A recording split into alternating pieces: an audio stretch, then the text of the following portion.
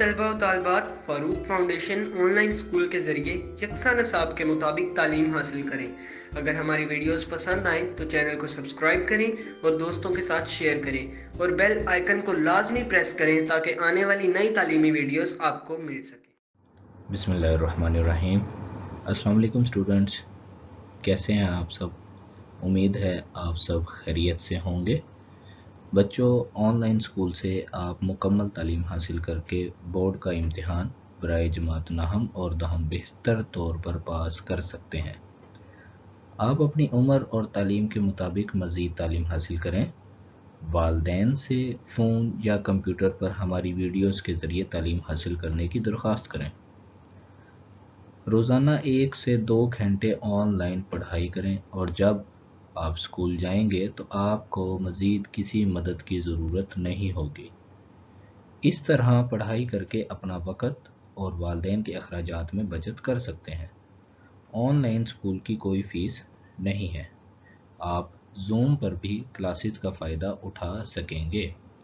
हर मज़मून की मुकम्मल तालीमी वीडियोज़ मौजूद हैं। स्टूडेंट्स, आज हम मूव करते हैं अपने नेक्स्ट टॉपिक की तरफ, जो कि रिलेट है फ्लो चार्ट से। We are studying our main topic that is about flow chart.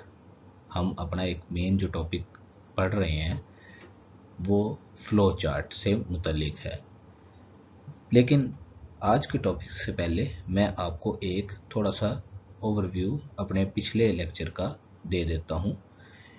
In flowchart, first we have covered its definition. हमने सबसे पहले इसकी definition को cover किया. Then we move forward towards flowchart's importance, and after that we studied about its requirements. हमने पहले उसकी अहमियत पढ़ी, फिर हमने उसकी requirements पर गौर व फिक्र किया कि फ्लो चार्ट बनाते वक्त कौन सी रिक्वायरमेंट्स की ज़रूरत होती है। And then we move forward towards its symbols, कि किन सिंबल्स को, किन अलामात को इस्तेमाल करते हुए हम फ्लो चार्ट बनाते हैं। Now we are on examples of flow chart. अब जो हम लोग पढ़ रहे हैं वो फ्लो चार्ट्स की एग्जांपल्स हैं। उन एग्जांपल्स में पहले जो एग्जांपल्स हमने की वो सिंपल एग्जांपल्स थी आपके सामने, जिसके अंदर सिर्फ एक इनपुट यूज़र से ली जा रही थी और उसके ऊपर प्रोसेस हो रहा था। प्रोसेसिंग होने के बाद आपको आउटपुट दिखा दी जाती थी। ये एक सिंपल फ्लो चार्ट की एग्जांपल्स थी।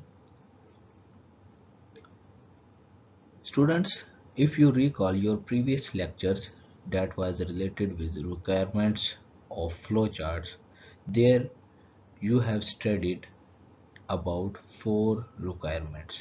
First one was input, then output, then process, and one was there also, that was decision making requirement. वहाँ पर एक और रिक्वायरमेंट थी जो डिसीजन मेकिंग से मुतल्लिक थी। आवर टुडेज टॉपिक, हमारा जो आज का टॉपिक है, is starting with this important point. हम अपना आज का जो टॉपिक है वो इसी मेन इम्पोर्टेंट पॉइंट से स्टार्ट कर रहे हैं, जिसके अंदर डिसीजन की रिक्वायरमेंट को एक्सप्लेन किया गया है। तो आइए हम मूव करते हैं अपने मेन टॉपिक की तरफ, जिसका स्टूडेंट नाम है conditional flow in flow charts. जैसे कि आपको नाम से जाहिर हो रहा है कि ये किसी न किसी कंडीशन या किसी न किसी शर्त की बिना पर फ्लो चार्ट का बहाव है। In the following flow charts, अब ये आप आगे मज़ीद एग्जाम्पल्स में देखेंगे। We study that a flow between steps can depend upon a certain conditions, यानी जो फ्लो चार्ट्स में फ्लो है स्टेप्स के दरमियान वो डिपेंड किस पर होगा? सर्टेन कंडीशन पर, एक ख़ास कंडीशन के ऊपर वो डिपेंड करेगा।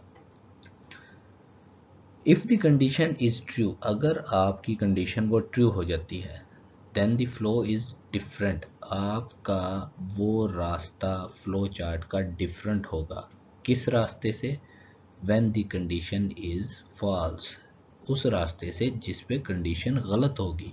यानी कि आप फैसला करेंगे कि आपने डिसीजन करना है कि जब कंडीशन ट्रू या कंडीशन के फॉल्स होने पर आपने राइट जाना है या लेफ्ट जाना है, आपने कौन सा स्टेप उठाना है।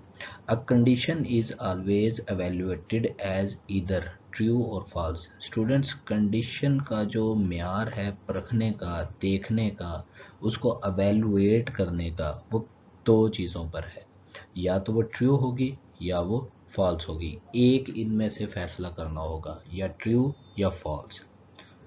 हम इस चीज़ को एक्सप्लेन करते हैं और इसको थोड़ा सा समझते हैं एक एग्जांपल से। आपके सामने एक फ्लो चार्ट भी है, एग्जांपल है। वो कहता है to determine whether a given number is odd और इवन। क्या आपने एक नंबर लिया यूज़र से और उस नंबर के बारे में सॉफ्टवेयर जो है वो खुद बताएगा कि नंबर ऑड है या इवन है। तो आइए हम मूव करते हैं इसकी एग्जांपल की तरफ और देखते हैं कि इसका फ्लो चार्ट कैसे बनेगा। स्टूडेंट, आपके सामने जो फर्स्ट वन है, ये आपको याद होगा कि इसका जो नाम हमने रखा था, जो फ्लो चार्ट में पढ़ा था हमने, कि ये एक टर्मिनल है। टर्मिनल सिंबल है जो एक ओवल शेप की तरह आपको दिखाई दे रहा है। यहाँ पर आपने देखा कि कोई भी फ्लो चार्ट जब आपने स्टार्ट करना है और एंड करना है कोई भी फ्लो चार्ट, तो वो एक टर्मिनल सिंबल से स्टार्ट होगा। तो हमने यहाँ पर देखा कि हमारा फ्लो चार्ट स्टार्ट हो गया। उसके बाद ये एरो लाइंस हमें बताती हैं कि हमारा फ्लो किस तरफ से है। तो आपने ये बात जहन में रखनी है कि हमेशा फ्लो चार्ट का जो फ्लो होता है वो ऊपर से नीचे की तरफ और राइट से लेफ्ट की तरफ। तो इस वक्त हम अबव यानी फ्रॉम टॉप टू बॉटम आ रहे हैं। सेकंड सिंबल इस वक्त जब स्टार्ट हो चुका है, तो हम इधर देख रहे हैं कि हमने एक पैरेललोग्राम की शेप का एक सिंबल बनाया हुआ है, और जो कि क्या कहलाता है, इनपुट आउटपुट के लिए हम यहाँ से एक नंबर ले रहे हैं। नंबर है एक इनपुट नंबर n। उसके बाद नेक्स्ट सिंबल में यहाँ पर उस नंबर के ऊपर प्रोसेसिंग हो रही है, कंप्यूटेशन हो रही है। वो कैसे हो रही है कि हम कहते हैं remainder is equal to n mod 2। यानी आपने इस जगह पर कोई भी अगर नंबर लिया है, उस नंबर को आप 2 से डिवाइड कर देंगे। क्या करेंगे? 2 से डिवाइड कर देंगे। मोड का मतलब डिवीजन, कि आप उसको 2 से डिवाइड करेंगे। अब स्टूडेंट, जो हमारा आज का टॉपिक वो इस पॉइंट पर फोकस है। वो कहता है कि जब आपका रिमाइंडर, ये एक कंडीशन उसने यहाँ पर प्लेस की है। उस कंडीशन में आप देख रहे हैं आप कि वो कह रहा है कि रिमाइंडर इज़ 0। अगर तो उस नंबर को 2 से डिवाइड करें और रिमाइंडर 0 आ जाए, तो हमारे पास दो रास्ते हैं, यस और नो। फॉर एग्जांपल, हम 4 एक नंबर लेते हैं। हम एक नंबर लेते हैं जो कि 4 है। इस नंबर को हम जब 2 से डिवाइड करते हैं तो 2 2s आर 4। आपको पता है वो कंप्लीट डिवाइड हो जाता है, तो इस वक्त रिमाइंडर में हमारे पास 0 आ जाएगा। हमारे पास 0 जब आएगा तो हम फिर अपनी जो कंडीशन को देखेंगे, तो कंडीशन जो है वो है remainder is 0, that is true. हम अपना ट्रू वाला रास्ता यानी यस वाला रास्ता इख्तियार करेंगे, और यस वाले रास्ते में यानी यहाँ पर इस रास्ते पर आते हुए हम नंबर को क्या कहेंगे कि प्रिंट n इज इवन। और आप ये देख रहे हैं कि इसके लिए भी पैरेललोग्राम का सिंबल यूज़ किया गया है, जो कि आपकी आउटपुट के लिए होता है। यहाँ पर मैं मेंशन कर देता हूँ कि ये आउटपुट है। अगर वो नंबर, फॉर एग्जांपल मैंने यहाँ पर नंबर ले लिया 5। अब हम इसका जब प्रोसेसिंग करेंगे, इसको 2 से डिवाइड करेंगे, तो आप यहाँ पर देखते हैं कि जब हम 2 से इसको डिवाइड करते हैं तो 2 2s are 4 और हमारे पास रिमाइंडर में क्या आ जाता है, फिर यहाँ पर 1 बच जाता है। तो अब आप इस सूरत हाल में देखें कि क्या रिमाइंडर 0 आया है। आप कहते हैं कि नहीं, तो हम फिर 9 वाला रास्ता चूज करेंगे और यहाँ पर आउटपुट शो कर देंगे कि हमारा जो नंबर है 5 वो क्या है, प्रिंट नंबर इज ऑड, कि हमारा ये नंबर ऑड नंबर है। इस तरह हमारे पास कोई भी नंबर जब यूज़र लेगा, यूज़र से हम कोई नंबर लेंगे, सॉफ्टवेयर बनाएंगे, तो हमें पता चल जाएगा इस फ्लो चार्ट के स्टेप्स के थ्रू कि नंबर जो है वो इवन है या ऑड है, और उसके बाद हम अपना प्रोग्राम एक टर्मिनल सिंबल से एंड कर देंगे।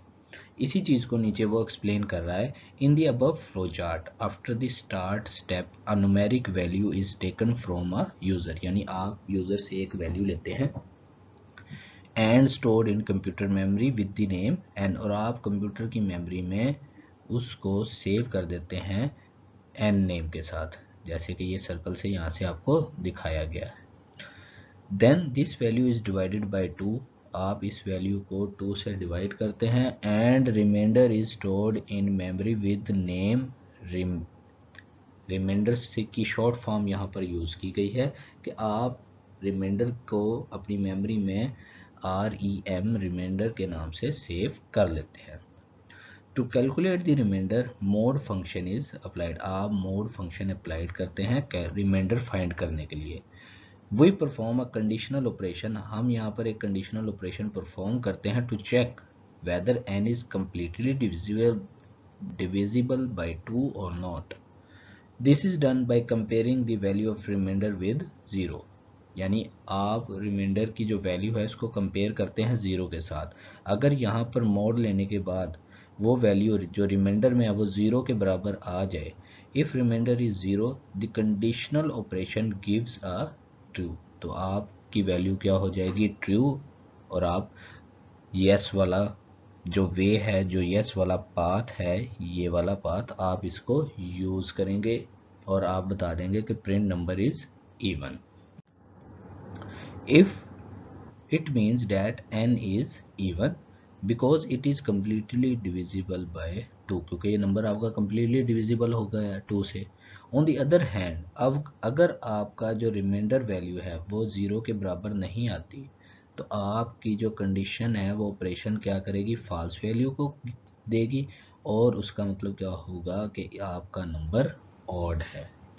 मुझे उम्मीद है कि आपको एक सिंपल इस एग्जांपल से समझ आ गई होगी कि जो रिक्वायरमेंट्स हमने पढ़ी थी उस रिक्वायरमेंट्स में एक डिसीजन मेकिंग थी। आज का जो टॉपिक उसी से रिलेट है, और हमने देखा है कि डिसीजन में हम किसी ना किसी कंडीशन को फॉलो करते हैं, या वो कंडीशन ट्रू होती है या वो ट्रू कंडीशन फॉल्स होती है, दोनों के लिए हम अलग अलग वे पर जाते हैं। इसी तरह हमारी नेक्स्ट एक एग्जांपल है to display the larger one out of the 3 given unequal numbers. 3 numbers हैं स्टूडेंट्स जो अनइक्वल हैं, बराबर नहीं है, उनमें से हमने सबसे बड़े वाला नंबर बताना है कि वो कौन सा नंबर है। सबसे पहले अब आपको अंदाज़ा हो गया होगा कि हम स्टार्ट करेंगे अपने एक टर्मिनल सिंबल से, उसके बाद हम यूज़र से इनपुट लेंगे 3 numbers, input n0, number 0, number 1, number 2। ये लेंथ में, ये काउंटिंग में ये 3 नंबर्स ही बनते हैं, लेकिन हम हमेशा स्टार्ट 0 से करते हैं। अब प्रोसेस में जब वो आता है प्रोसेस सिंबल की तरफ, जो कि एक रेक्टेंगल का सिंबल है, जब वो इस सिंबल में आता है तो वो कहता है कि लार्ज में आप पहला नंबर स्टोर कर दें, यानी जो पहला नंबर है उसको हम लार्ज के इक्वल कंसीडर कर लेते हैं कि ये पहला नंबर। उसके बाद हम नेक्स्ट स्टेप में, यानी यहाँ पर हम उस पर एक कंडीशन लगाते हैं।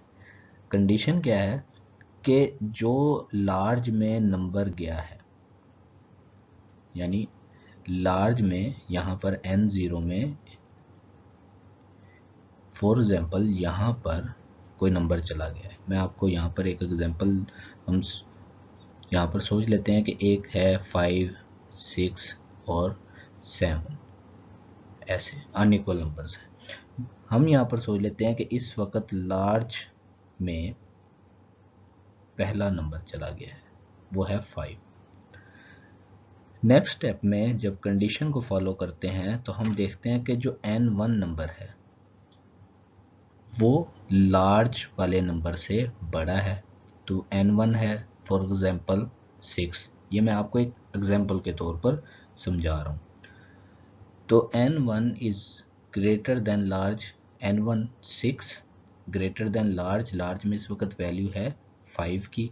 तो बात यहाँ से तो सही महसूस हो रही है और बात है भी ठीक कि हम फिर नो वाला वे को यूज़ नहीं करेंगे, हम फिर यस वाली कंडीशन को देखेंगे कि हमारी कंडीशन ठीक हो गई है, तो हम फिर नेक्स्ट स्टेप जाएंगे। नेक्स्ट स्टेप में यहाँ पर हमें बता दिया गया है कि अब इस वक्त लार्ज में पहला नंबर नहीं रहा, इस वक्त लार्ज में कौन सा नंबर आ गया है 6।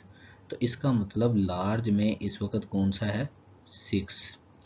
फिर हम कंडीशन लगाएंगे कि क्या n2 यानी तीसरा नंबर वो लार्ज में जो नंबर सेव है उससे बड़ा है। तो हम फिर n2 नंबर की तरफ देखेंगे, वहाँ पर हमने देखा कि नंबर 7 है और हम कहते हैं जी वो 6 से बड़ा है क्योंकि इस वक्त इसमें वैल्यू 6 स्टोर है। तो जब ये वैल्यू, ये कंडीशन भी बात ठीक हो जाएगी, हम यस वाला वे फॉलो करेंगे और यहाँ पर हम लार्ज में इस वक्त वैल्यू कौन सी ले आएंगे n2 की। और n2 में जब हमने देखा कि हमारे तीनों नंबर n0, n1, n2 तीनों नंबरों को हमने देख लिया, तो हमने देखा कि इस वक्त लार्ज में सबसे बड़ा नंबर कौन सा है n2। हम यहाँ से प्रिंट कर देंगे कि सबसे बड़ा नंबर 7 है। इन केस मैं यहाँ पर एक अलग नंबर ले लेता हूँ 7, 4 और एक हमने फिर ले लिया 5। तो स्टूडेंट ये हमारे पास n0 है, ये n1 है और ये n2 है। अब इस वक्त अब देखें कि लार्ज में सबसे पहले हमने ये नंबर लिया, तो हमारे पास जो लार्ज इक्वल टू आया n0 और n0 किसके बराबर है 7 के। तो इसका मतलब लार्ज में इस वक्त प्रोसेसिंग होने के बाद, कंप्यूटेशन होने के बाद जो नंबर स्टोर हुआ है वो 7 है। तो हम कंडीशन को देखते हैं कि n1 is greater than large. क्या ये वाला नंबर जो n1 है वो लार्ज में स्टोर वैल्यू जो कि 7 है उससे बड़ा है? क्या 4 7 से बड़ा है? हम कहते हैं नो, क्योंकि आपके सामने 7 बड़ा है। तो हम फिर यस वाला जो वे है इसको फॉलो नहीं करेंगे, हम फिर इस रास्ते को फॉलो करेंगे, नो आएंगे और हम सेकंड कंडीशन की तरफ आएंगे। सेकंड कंडीशन में वो कहता है कि क्या n2 यानी ये वाला तीसरा नंबर वो उस वैल्यू लार्ज में जो वैल्यू है जो कि 7 इस वक्त स्टोर की गई है उससे बड़ी है? हम कहते हैं नो, यानी 5 भी लार्ज में स्टोर वैल्यू से, आपने इसको लार्ज में एल से इसको जाहिर कर देता हूँ कि इस वक्त लार्ज में 7 वैल्यू स्टोर है, तो वो उससे बड़ा है, आप कहते हैं नो। तो इसका मतलब हमारी जो पहली वैल्यू ही थी वही सबसे बड़ी थी, तो हम इस रास्ते को, नो वाले रास्ते को फॉलो करते हुए हम लार्ज प्रिंट कर देंगे। मुझे उम्मीद है कि आपको इन दो एग्जाम्पल से कंडीशन के ट्रू और फॉल्स होने की अच्छी तरह समझ आ गई होगी। मूव करते हैं नेक्स्ट टॉपिक की तरफ, जो कि है repeating steps in flow chart. Repeating steps in flow chart. Student आपने इन लेक्चर्स को अच्छी तरह समझना है, बार बार पढ़ना है, क्योंकि हमारे जो लास्ट टॉपिक्स थे, लास्ट लेक्चर्स थे, मेरी जो लास्ट वीडियोस थी और आइंदा भी आने वाली वीडियोस इस यूनिट नंबर 1 की, वो एक दूसरे से लिंक है। अगर आपको पहली वाली समझ नहीं आई, आपने उस पर गौर नहीं किया होगा, आपने वो अच्छी तरह स्टडी नहीं की होंगी, तो आपको नेक्स्ट वीडियोस समझ नहीं आ सकेंगी, आप उनको नहीं पढ़ पाएंगे, सही तरह अंडरस्टैंड नहीं कर पाएंगे। तो हमारा डिसीजन मेकिंग से ही आगे एक उसी से लिंक एक डिफरेंट टॉपिक है, लेकिन उससे लिंक है, वो है repeating steps in flow charts. In all of the above flow charts, the flow is from top to bottom. Student, हमने पहले जितनी भी एग्जांपल्स की हैं उसके अंदर जो फ्लो था वो फ्रॉम टॉप टू बॉटम था, but it is also possible that the flow may go to previous step. Student, ये भी पॉसिबल है कि आपको एक स्टेप को बार बार दोहराना पड़े। उस स्टेप को दोहराने के लिए आपको पिछले स्टेप्स यानी बैक दोबारा भी जाना पड़ सकता है। स्पेशली किन सूरत हाल में, when we need to repeat some steps, यानी जब आपने कोई स्टेप्स बार बार दोहराने हैं तो आपको पिछले स्टेप पर वापस भी जाना पड़ सकता है। हमारा टॉपिक है रिपीटिंग स्टेप्स, यानी फ्लो चार्ट्स के अंदर एक स्टेप बार बार रिपीट हो रहे होंगे। हम इसको एग्जाम्पल से देखते हैं, उससे कवर करने की और समझने की कोशिश करते हैं कि वो कहता है इनपुट टू इनपुट 5 वैल्यूज, आपने 5 वैल्यूज एंटर करनी है 1 बाय 1 एंड डिटरमाइन, और आपने ये पता कराना है if the given value is odd और इवन, कि उनमें से वो वैल्यू ऑड है कौन सी हैं और इवन कौन सी हैं। हमने जो स्टूडेंट पहले एक जो फ्लो चार्ट बनाया था उसमें सिंपल एक नंबर लिया था और उसी नंबर का मोड निकालकर रिमाइंडर से हमने अंदाज़ा लगाया और हमने फाइंड कर लिया कि ये नंबर यानी सिंगल वन नंबर ऑड है या इवन है। अब हमने 5 वैल्यूज़ यूज़र से लेनी है 1 बाय 1, यानी आपने इकट्ठी नहीं लेनी एक साथ, आपने 1 बाय 1 लेनी है और आपका जो फ्लो चार्ट है वो फर्स्ट 5 वैल्यूज़ के बारे में बताएगा कि ये ऑड है या इवन है। तो स्टूडेंट, टर्मिनल सिंबल से स्टार्ट करते हुए नेक्स्ट सिंबल, यानी नेक्स्ट में अब उसने इनपुट का सिंबल नहीं बनाया, उसने पैरेललोग्राम की शेप नहीं बनाई, उसने स्टार्ट से डायरेक्ट ही प्रोसेसिंग स्टार्ट कर दी है, यानी सेकंड स्टेप ही प्रोसेसिंग का है और उसमें एक काउंट लिया गया है जो कि बराबर है 0 के। मतलब प्रोसेसिंग कहाँ से हुई? 0। मैंने आपको बताया था कि जो आप नंबर स्टार्ट करते हैं वो 0 से N0, N1, N2, N3, N4, ये आपके N4 तक टोटल 5 नंबर्स हो जाते हैं। मैं दोबारा रिपीट कर देता हूँ, N0, N1, N2, N3 और N4, ये टोटल आपके 5 नंबर्स 5 वैल्यूज़ होगी। तो आपका इस वक्त प्रोसेसिंग में ही आपने क्या किया, फर्स्ट नंबर, इस वक्त आपका जो काउंट है वो इस वक्त 0 पर है कि हमने इस वक्त तक कोई नंबर नहीं है, हम 0 पर खड़े हैं। आपसे नेक्स्ट नंबर लेते हैं। अब यहाँ पर आपसे इनपुट लेते हैं कि इनपुट करो कोई एक नंबर। ये बात आपने याद रखनी है कि हमारा काउंट इस वक्त 0 पर है, हमने कोई भी इस वक्त प्रोसेसिंग के टाइम, प्रोसेसिंग स्टार्ट तो हो गई है लेकिन इस वक्त हमारे पास कोई भी नंबर नहीं आया। स्टार्ट पर हैं, प्रोसेसिंग में आ गए हैं लेकिन नंबर इस वक्त कोई भी नहीं है। तो हम एक नंबर लेंगे, इनपुट करेंगे और इस काउंट में देखेंगे प्रोसेसिंग हो जाएगी। वो क्या प्रोसेसिंग हो जाएगी कि काउंट आपका क्या होगा, एक नंबर इंक्रीज कर जाएगा। यानी आपने यूज़र से एक नंबर लिया, यूज़र ने वो नंबर दे दिया, आपका काउंट इस वक्त 1 पर इसलिए आ गया कि प्रोसेसिंग होने के बाद जो वैल्यू 0 पर थी वो 1 पर आ गई। फिर आप एक प्रोसेसिंग करेंगे, उसके ऊपर कंप्यूटेशन करेंगे, वही वाली रिमाइंडर की वैल्यू स्टोर करेंगे, उस नंबर को डिवाइड करेंगे 2 से। अगर रिमाइंडर 0 आ जाता है तो आपका नंबर इवन, अगर उसका रिमाइंडर 0 नहीं आता तो आपका नंबर ऑड। उसके बाद आपने इवन और ऑड जब फाइंड कर लिया तो फिर आप एक कंडीशन लगाते हैं कि क्या काउंट 5 के बराबर आ गया है। आप सोचते हैं कि नहीं, अभी तो काउंट में जो है वो 1 आया है, वो तो फर्स्ट नंबर 0 से फर्स्ट आया है, मतलब एक नंबर हुआ है 9। आप 9 की तरफ जाते हैं तो फिर यहाँ पर दोबारा इस स्टेप पर आते हैं और वहाँ से आपसे दोबारा दूसरा नंबर लिया जाता है। दूसरा नंबर लेते हैं तो इसका मतलब जब दूसरा नंबर आया तो काउंट में जो फर्स्ट था, जो 1 हो गया था 0 से 1, इस वक्त नेक्स्ट एक और नंबर ऐड हो जाएगा, मतलब 0 से 1 और फिर 1 से 2। जब 2 नंबर आ जाएंगे, हमने दूसरा नंबर लिया, उसके ऊपर हमने कंप्यूटेशन की, उसका एक यस और नो के बाद हमने अंदाज़ा लगा लिया कि इवन है या ऑड है।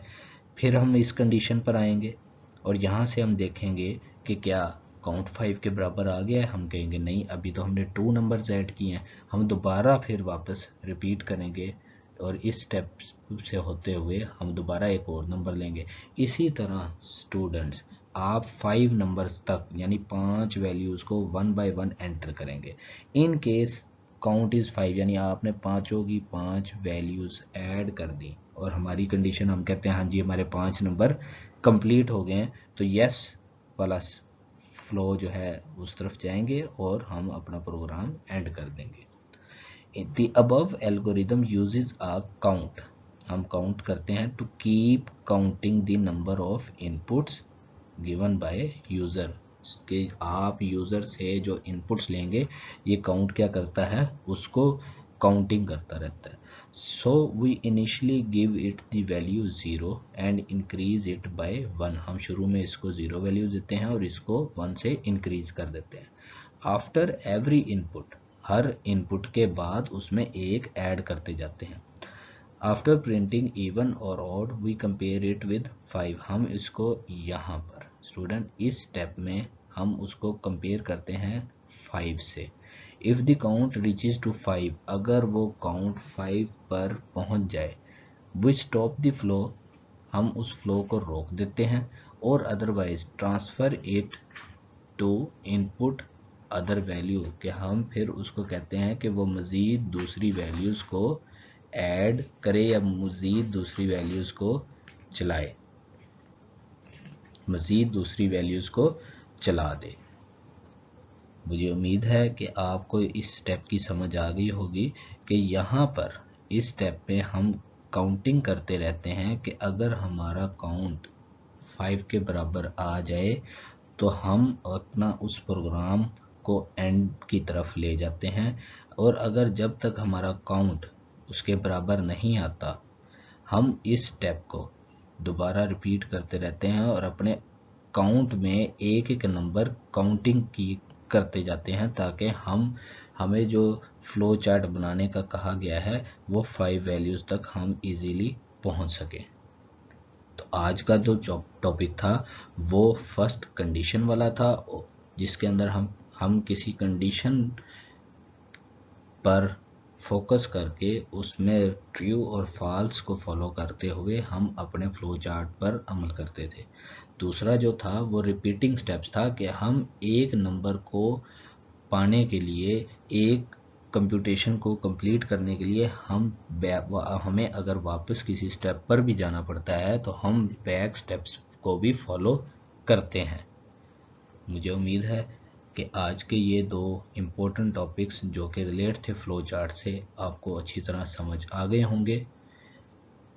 तमाम टॉपिक्स आप जो पहले भी फ्लो चार्ट्स के पढ़ चुके हैं और आज वाले भी, इसको अच्छी तरह रीड कीजिएगा, क्योंकि आने वाले जो टॉपिक्स हैं, लेक्चर्स हैं, वो फ्लो चार्ट से आगे लिंक हैं एल्गोरिदम से, वो इंशाल्लाह हम नेक्स्ट लेक्चर्स में पढ़ेंगे। अपना ख्याल रखिएगा, तब तक के लिए अल्लाह हाफिज़।